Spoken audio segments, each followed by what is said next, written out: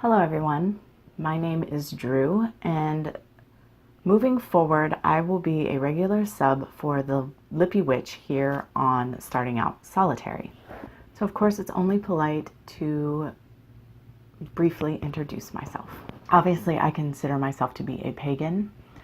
I would say that I label myself eclectic, not just in witchcraft, just pretty much in general, but my path is definitely a shamanic path. Quickly before I get into that, I am 40 years old. I have 3 children, one of which is grown and out on her own, and the second will be 18 in November, and the third, the youngest, will be 16 in December. None of them practice. My daughter dips her toe in and out of practicing. It's something she's interested in, definitely, but I don't know, maybe she's just not dedicated enough or just not called enough to it. I'm not really sure. But she's definitely interested and has been pretty much always. And my youngest is very interested in crystals, but not witchcraft. My husband and I are both practicing witches, though our paths are very different. As I said, mine is shamanic in nature, while I call him a student of spiritual alchemy. He has practices that I have nothing to do with, that don't resonate with me. They're cool, but I'm not called to do them, and vice versa. We do come together to do spell work occasionally, and we do ritual together often, but in general, we are solitary, even though we both practice. So I was not raised in a religion. Of course, I was raised in a Christian culture and learned a lot about that, but my parents did not raise me to be religious at all, did not raise me to believe in anything.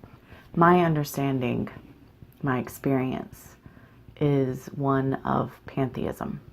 So for me, spirit permeates everything, and that includes a hunk of plastic laying on the ground.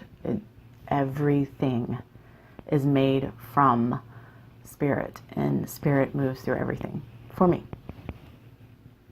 I do not, as a result, have a patron or a matron deity that I work with. I work with all kinds of spiritual beings, entities, energies, what have you. I had what I refer to as a spontaneous initiation about 12 years ago. And it's a long story that I'm not going to get into here, but I do have my own YouTube channel, and if you're interested in learning more about me and my path, you can always go there to She Who Walks Between the Worlds and check it out.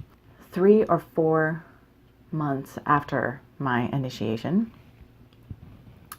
I was prompted to do a ritual, and I knew nothing about ritual, did not know how to do it, and sort of just went with my gut, but I kept receiving a message that I needed a tool I did not own, and I didn't even know where to get the tool, but I could only think of one place, and I went to this sort of eclectic hippie shop in my area and asked the girl that worked there if she knew where I could get, if she had the tool, or if she knew where I could get the tool. And all of a sudden there was a voice out of nowhere from someone else hiding behind something in the store who said they had that tool. And it turns out it was this young woman's mother.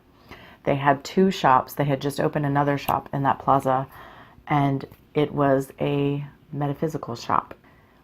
And the mother and father own the stores. The mother is a Wiccan. And ultimately I ended up working in that shop, and I worked there for, I believe, 4 or 5 years.